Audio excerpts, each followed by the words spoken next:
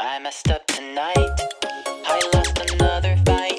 I still mess up, but I'll just start again. I keep falling down. I keep on hitting the ground. I always get enough. See what's next. Birds don't just fly. They fall down and get up. Nobody learns without getting it wrong. I won't give up, no, I won't give in till I reach the end and then I'll start again. No, I won't leave. I wanna try everything. I wanna try even though I could fail. And welcome back to Zootopia Minute, the minute-by-minute podcast where we look at every single minute of the Disney film Zootopia and we analyze it.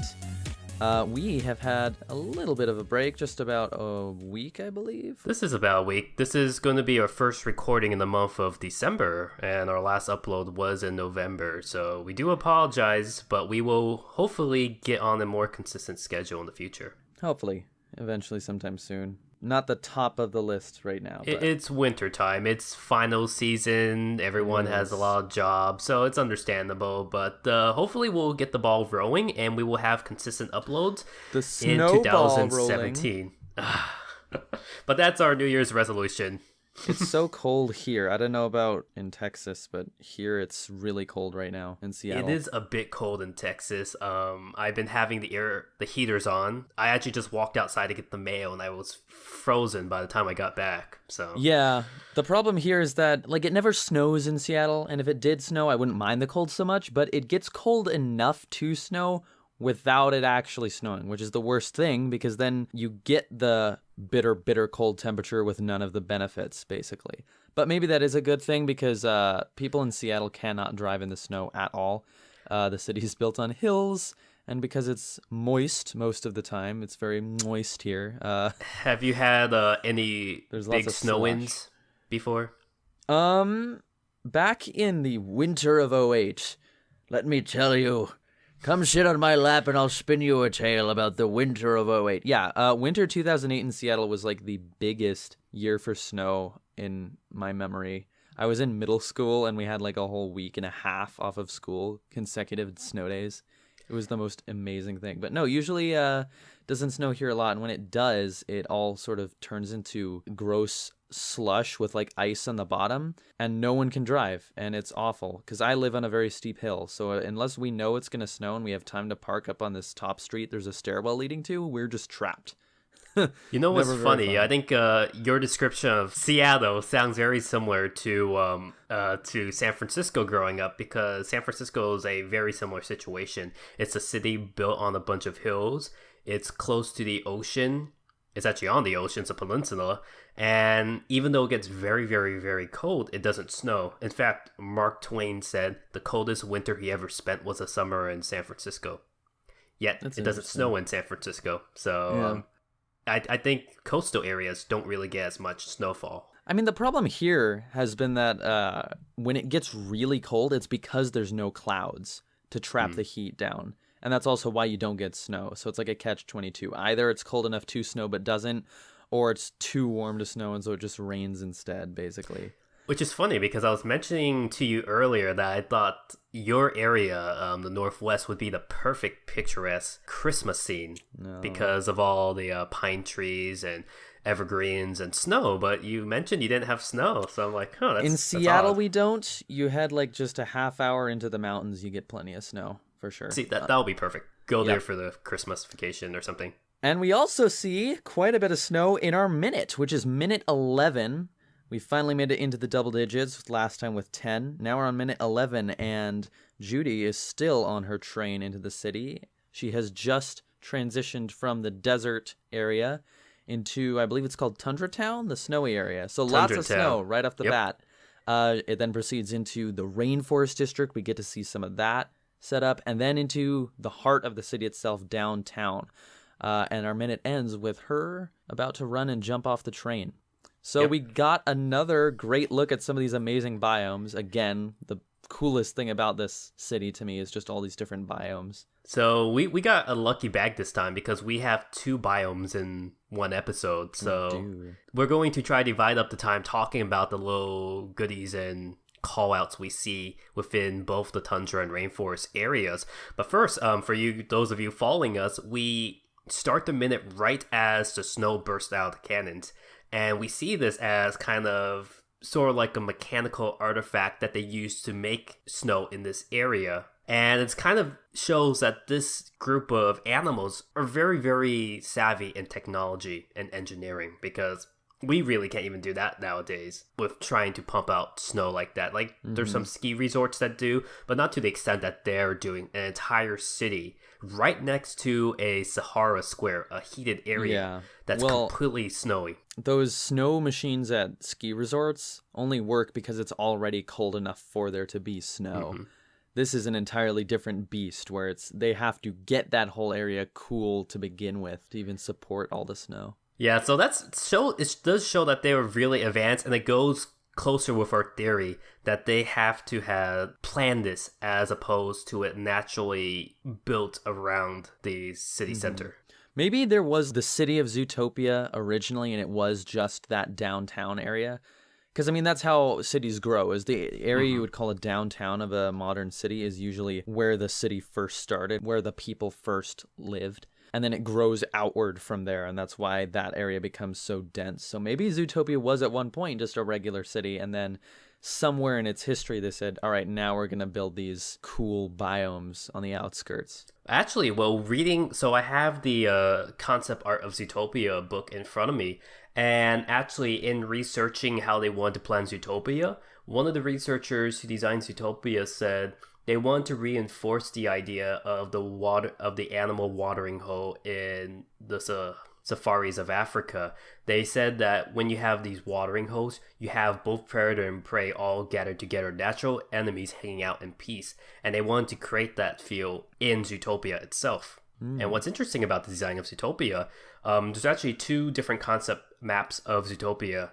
Both of them show Zootopia as a peninsula or even an island built in an enclosed area, and it's divided into those 4 different areas. You have the Rainforest District, Tundra Town, Sahara Square, and then you have the downtown area, which is made up of the little Rodentria, which is the rodent city. But it does show that it's kind of interesting how it's planned. It's very, very similar to how we would see Manhattan or San Francisco in its layout. Now, hold on. So she got to the train station now. Did we see, from the time she got into the outskirts of the city to when it stopped at the station, have we seen all the biomes, or did it only go through 3? We saw all the we saw all the biomes that are in the present version of the movie. Now, they have had other biomes planned. In fact, looking at the concept art book, the Bunny Burrows was actually closer to downtown, and there were some other biomes. There's Animalia, which looks like it kind of looks like a Tomorrowland type city. They have the Outback Island. They have Wild Times in the Docks. So it looks like they had other plans for different areas, but the current ones we see are the Rainforest District, Tundra Town, and Sahara Square. And in the earlier versions of the script, they actually played a much bigger role in the movie than they do currently now. Well, I was just wondering, because if a train, like if you look, we had that aerial view in the last episode showing the whole city. And so it's arranged with downtown in the middle, and then different sort of wedges coming out from the middle being the different biomes. And so I was going to say, if we saw the train go through all 4 districts, that's a very circuitous route for the train to take. Like, there's no practical reason for it to do that other than to have visitors coming in and have this cool view. But did we see because we saw the desert one, we saw the snowy one, and we saw the rainforest one, but did we see, what was the other one? Savannah? Did we see that one? It was just downtown.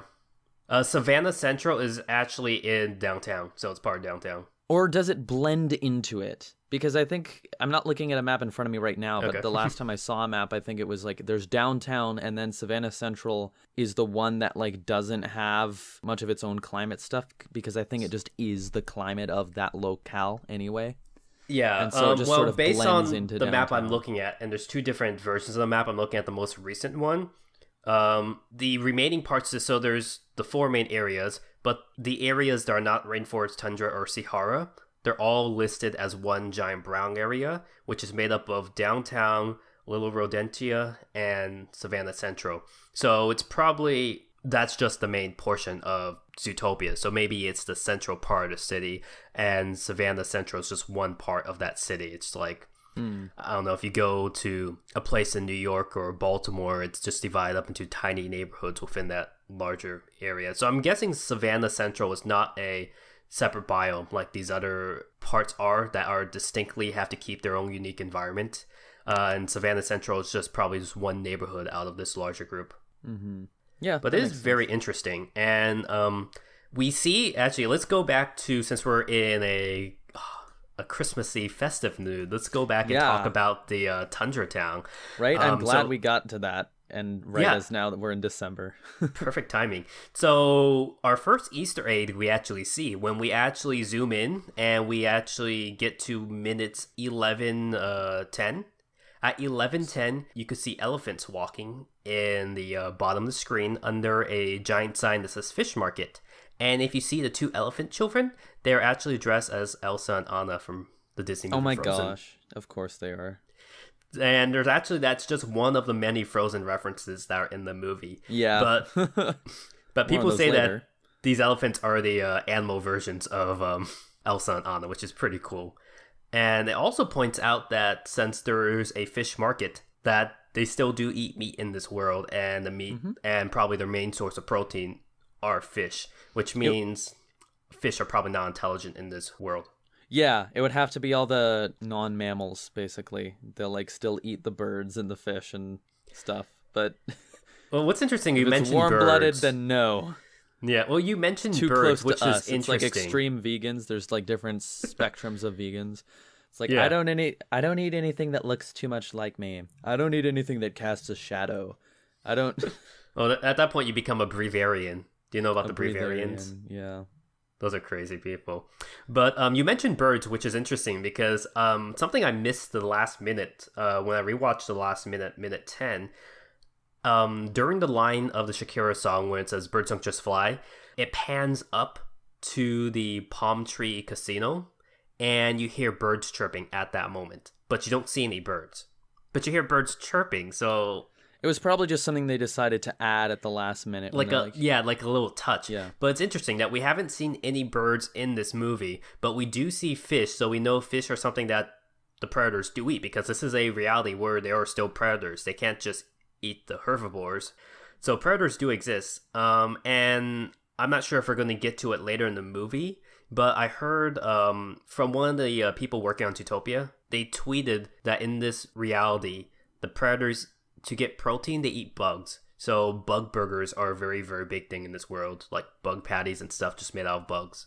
So let's see all the Bugs Life Zootopia crossover fanfics and how they deal with that. oh my gosh.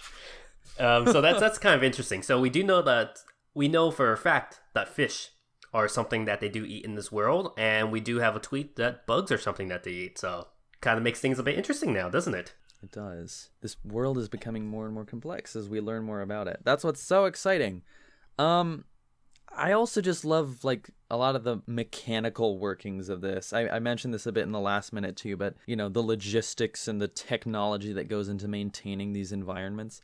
I really want to know if that snow cannon thing, right as she comes through from the desert area into the snow area, if that was like there for a practical reason, or if it was timed with the train on purpose just to be dramatic. Maybe the train is like physically pushing levers as it's moving past on the track to activate it in sequence, you know? Maybe tourism is their number one like maker of their economy, so they have to make it very, very showy and theatrical for people who come in. Maybe like the People Mover in Tomorrowland, or kind of like the ride in California Adventure where it just takes you around the park and shows off everything. Yes, exactly. It's just a tour, basically. I mean, It's that's sort of the monorail purpose of tour. the scene, right? It's to introduce the audience to the city as well as Judy. But we do get to see Judy's emotional response as well. She's clearly very happy to be there. She looks like me when I move into a new city for my first time. I'm super excited, Which you've done like bushy-tailed. 15,000 times, haven't you? You seem to move a lot. I do, but if I do move to a like I think I felt that way when I visited Seattle for the first time. Seattle was pretty cool. That's because Seattle is the best. Holmes. Yes, it is. New York was like that. When I went down to San Diego for military academy, I felt that way too.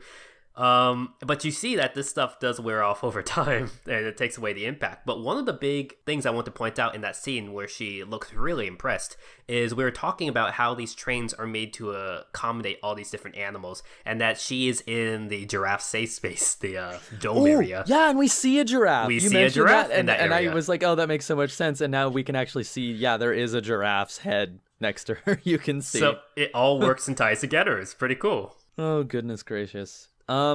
Yeah.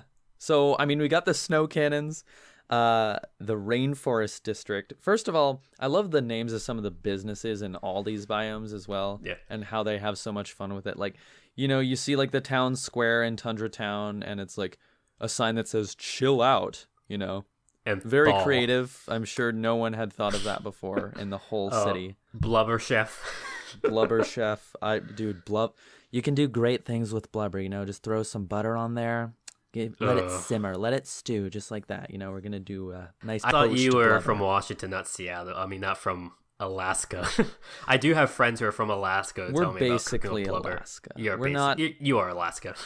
Don't actually say this because people from Washington will get pissed off if you say this. But if you call Washington Alaska light, that's a thing people do. Anyway, enough about actual cities. Well, let's go back to Tundra Town. And so in Sihara Square, we saw that the architecture was very, very reminiscent of Mexican adobe structures and Abu Dhabi and Dubai. When we look at Tundra Square, we see it has very, very similar structures to Russian cities like Moscow and St. Petersburg. You have a very, very Kremlin-like feature in the downtown area of the Tundra town itself. See those Russian domes in the back? Oh, yeah. Yeah, I suppose so. I'll have to go look at it again, maybe. But I was thinking, like, maybe they'll go for the sort of Inuit feel as well. Igloos and whatnot. I think there was a bit of that in there. Yeah, I think there might be. I'm just looking at one screen cap at the moment. We do see some giant mountains in the background, too, which makes it interesting. I guess they had to find mountains to build this section around. So they kind of planned it out nicely. Or did they build the mountains? They just went mountains. all in and they built the whole mountain there as well. Well, looking at the map in the concept book, it does look like that Tundra Town was specifically built around a mountainous area, but there's also a frozen harbor, what makes it interesting because south of it is Sihara Square, which is a desert, and then west of it is the rainforest district, but it looks like a swamping area. Like there's a lot of different rivers, and it looks like a delta tribune. So they have to find this place to make it perfectly work. So maybe there were like inhabitants of these areas that it was just unique enough that some of these species could survive, and then they just kind of bolstered it up and sectioned these areas off so it preserves that environment in an artificial manner. That could have worked. I can see what you mean by that. Yeah, and I see what you mean with the Russian architecture as well. It looks like St. Basil's or something. Those big spinning pirouette domes. That's cool. Yeah. All right, and then the next city area we get to go to is the Rainforest District, and this will play a nice role in the movie in the future. But the Rainforest District, one thing I noticed is everyone has umbrellas.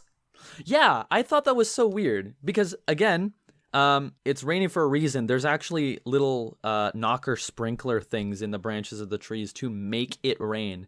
And so it's like you're holding an umbrella to compensate for the rain, which is there to compensate for the fact that it's not naturally that humid. But you moved there because you wanted the rain. I mean... Yeah, this just seems like an extra step. If you didn't want rain, why do you live there? Well, of course, they had to keep the area humid, but it would make more sense if a lot of amphibians were living in that area that needed to have constant rain for their porous skins. But we don't see any amphibians. They're all because jaguars? Again, it's all mammals. It's all mammals. Yeah. You wouldn't get amphibians. So it's kind of interesting that they don't like that they're using umbrellas, but the purpose of moving there is to have an artificial environment that creates rain. It's just, they're so schizophrenic. Speaking of seemingly circular and needless tech or solutions which create other problems, is we see this This biome reminds me a lot of like the Ewok village from Star Wars, you know? There's like all these houses in trees and these wooden causeways between everything connecting the trees and all that, which is super cool. I love it. But there's like a bridge. You love the Ewoks? Yeah, there's like a bridge spanning this section between two areas, and it's a drawbridge, and it opens to let a blimp go through. And I'm thinking, I didn't even see that. That is okay, cool. if that's a blimp, couldn't you have just gone around? Why do you need to have that whole thing opened up for you? They're creating so much problems for themselves by making extra steps that don't even need to be done. Yeah, that's exactly what this whole thing is. I like that one of the features of the Rainforest District and all the variations and concept arts is the rainbow. The feature is a rainbow. I guess there's a permanent rainbow that's in the Rainforest District. Yeah, that makes sense. You could do that. Just have water falling in the same place all the time and a constant light source. Definitely doable. Cool. Oh, what's also interesting is so in between the Rainforest District and Sahara Square, there is a Zootopia stadium called the Zootenio Stadium. And apparently it played a big role in the early versions of the movie, when the movie was a spy movie. But it's funny, they have the Zootenio Stadium listed, and it says, plays no role anymore. So, guessing they took that out of the movie. That's a shame. Sounds so cool. This is why I'm excited. Like, I want them to make a sequel. I want to see what they could do with all these concepts that didn't get used. Talking about the trees and the Ewoks, they actually have a diagram of one of these trees, and the tree is actually a giant pipe system. So it's made to look like a tree, but these are all giant pipe systems that pump steam out of the top. Mm-hmm. Then they release water as streams at the bottom, and they also have sprinklers on the side. And it's pretty interesting how they designed it, because there's roads that spiral around the tree and stuff. So it seems like it's pretty cool. They plan all these little like tidbits out that all the stuff right, work. Stuff you never see in the movie, but they have a way to explain it in case someone asks. And it just leads to a more believable setting when you see the finished product, because it's not just someone thinking off the top of their head what this might think of. They've really thought through what would the requirements be to build something like this, what sort of needs would need to be addressed, and they really engineer it from the ground up. And that's what gives you such a great image. Normally, in a movie with a plot such as this, these areas actually don't really play a big role in the larger part of the movie, yet they're so well thought out. And I think it's mostly because these areas played a big role in the early versions of the script. So they had like years to think out these areas.